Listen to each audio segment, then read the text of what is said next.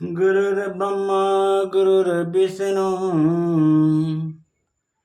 गुरुर्ब्रह्मा गुरुर्विष्णु गुरुर्देवो महेश्वर गुरुर्साक्षात् परब्रह्म तस्मै श्री गुरुवे नमः।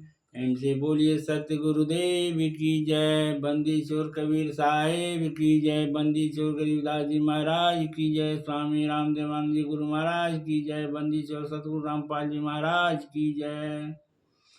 समादरणीय सज्जन वृंद धर्मानुरागी सत्संग प्रेमियों के चरण कमलों में कोटि कोटि नमन। आज सबसे पहले हम जानेंगे ब्रह्म और ब्रह्मा में क्या अंतर है।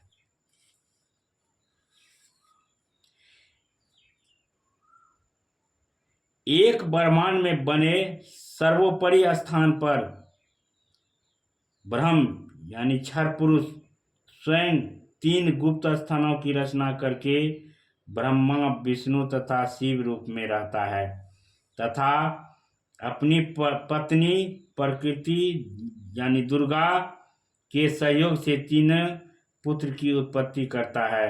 उनके नाम भी ब्रह्मा विष्णु तथा शिव ही रखता है। जो ब्रह्म का पुत्र ब्रह्मा है वह एक ब्रह्मांड में केवल 3 लोक यानी पृथ्वी लोक, स्वर्गलोक तथा पाताल लोक में एक रजोगुण विभाग का मंत्री है, यानी मंत्री माने स्वामी है। इसे त्रिलोकीय ब्रह्मा कहा है तथा ब्रह्म जो ब्रह्मलोक में ब्रह्मा रूप में रहता है उसे महाब्रह्मा यानी ब्रह्मलोकीय ब्रह्मा कहा है। इसी ब्रह्मा काल को सदाशिव, महाशिव, महाविष्णु भी कहा है। ये ब्रह्म दुर्गा का पति है और ब्रह्मा विष्णु महेश का पिता है। यह भी साकार है जो कि महाभारत के युद्ध में अर्जुन को दर्शन दिया था।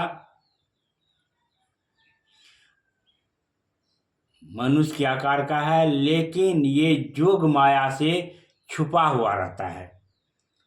कभी भी किसी को दर्शन नहीं देता है या दर्शन भी देता है तो बहुरूपिया बन के कभी ब्रह्मा बन जाता है, कभी विष्णु बन जाता है। इस तरह से कभी कुछ भी बन करके वहाँ दर्शन दे देता है।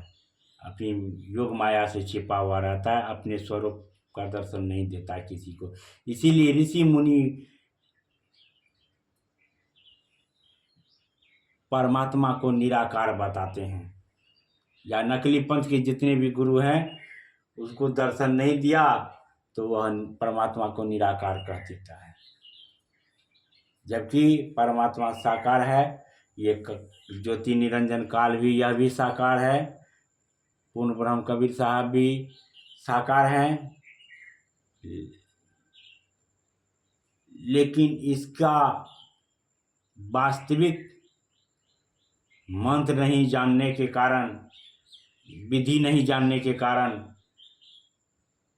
पूर्ण परमात्मा से साक्षात्कार नहीं होता है। और ज्योति निरंजन भी कभी दर्शन देता नहीं है, किसी रूप में दे देता है, जिसके कारण यह ज्योति निरंजन को निराकार कह करके और पिंड छुड़ा लेता है। तो काल ब्रह्म ने प्रकृति दुर्गा से कहा कि अब मेरा कौन क्या बिगाड़ेगा, जब इनको सतलोक से भगा दिया गया 21 ब्रह्मांड से ही। तो काल ब्रह्म में अकड़ आ गया, मनमानी करूंगा। प्रकृति ने फिर प्रार्थना की कि आप कुछ शर्म करो। प्रथम तो आप मेरे बड़े भाई हो, क्योंकि उसी पूर्ण परमात्मा कबीर देव की वचन शक्ति से आपकी अंडे से उत्पत्ति हुई है तथा बाद में मेरी उत्पत्ति उसी परमेश्वर ने वचन से की है। दूसरे, मैं आपके पेट से बाहर निकली हूँ, मैं आपकी बेटी हूँ तथा आप मेरे पिता हुए। इन पवित्र नातों में बिगाड़ करना महापाप होगा। मेरे पास पिता की प्रदान की हुई सब शक्ति है। जितने प्राणी आप कहोगे मैं वचन से उत्पन्न कर दूंगी। ज्योति निरंजन ने दुर्गा की एक भी विनय नहीं सुनी तथा कहा कि मुझे जो सजा मिलनी थी मिल गई। मुझे सतलोक से निष्कासित कर दिया है, अब मनमानी करूंगा। यह कहकर काल पुरुष यानी क्षर पुरुष ने प्रकृति के साथ जबरदस्ती शादी की तथा 3 पुत्र रजगुण युक्त ब्रह्मा जी, सतगुण युक्त विष्णु जी तथा तम गुण युक्त शिव शंकर जी की उत्पत्ति की। जवान होने तक तीनों पुत्रों को दुर्गा के द्वारा अचेत करवा दिया था। फिर युवा होने पर ब्रह्मा जी को कमल के फूल पर, श्री विष्णु जी को शेषनाग की शैया पर तथा श्री शिव जी को कैलाश पर्वत पर सचेत करके इकट्ठे कर देता है।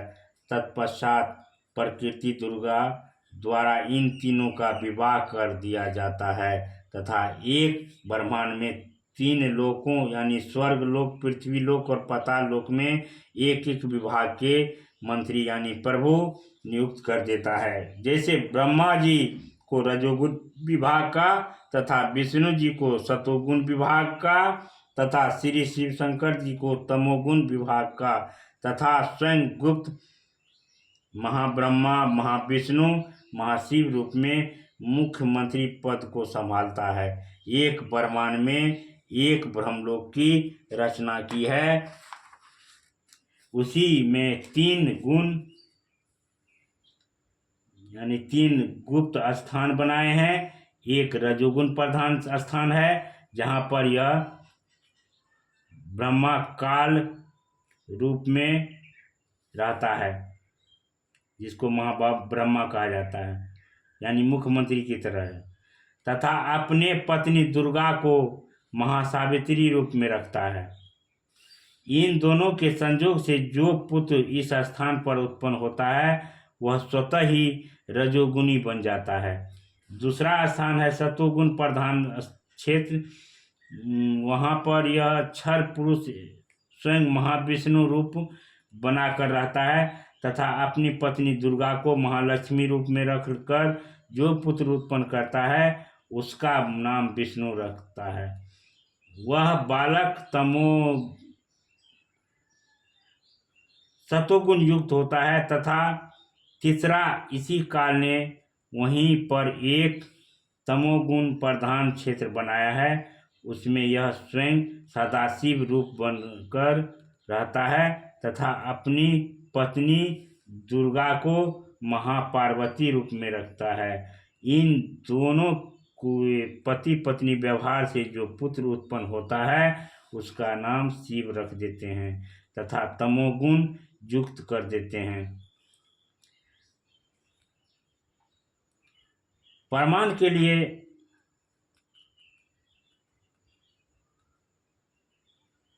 श्री शिव महापुराण विंध्येश्वर संहिता पृष्ठ 24 से 26, जिसमें ब्रह्मा, विष्णु, रुद्र तथा परमेश्वर से अन्य सदाशिव हैं, तथा रुद्र संहिता अध्याय 6 तथा 7, 9 पृष्ठ नंबर 100 से 105 तथा 110 पर अनुवाद करता श्री हनुमान प्रसाद पोद्दार गीता प्रेस गोरखपुर से प्रकाशित तथा पवित्र मध्य देवी महापुराण तीसरा स्कंद पृष्ठ नंबर 114 से 123 तक।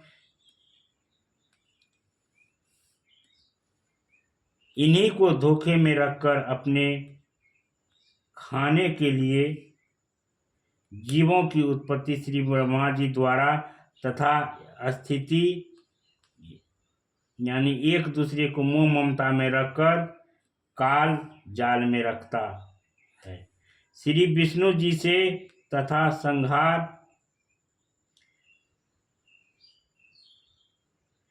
क्योंकि काल पुरुष को साफ बस 1 लाख मानव शरीर धारी प्राणियों के सूक्ष्म शरीर से मैल निकाल कर खाना होता है। उसके लिए 21वें ब्रह्मांड में एक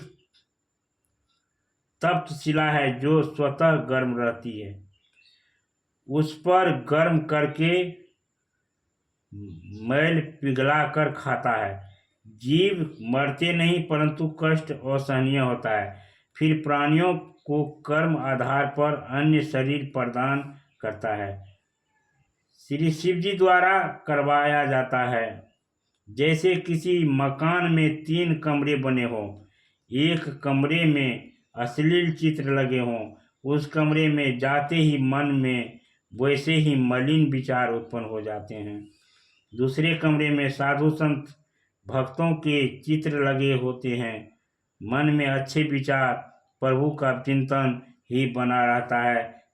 तीसरे कमरे में देशभक्तों व शहीदों के चित्र लगे हो तो मन में वैसे ही जोशीले विचार उत्पन्न हो जाते हैं। ठीक इसी प्रकार काल ब्रह्म ने अपनी सूझबूझ से उपरोक्त पहले बताई गई 3 गुण प्रधान स्थानों की रचना की हुई है।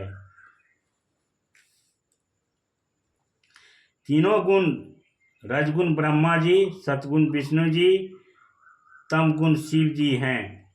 ब्रह्म काल तथा प्रकृति से उत्पन्न हुए हैं तथा तीनों नाशवान है। प्रेम से बोलिए सतगुरुदेव की जय।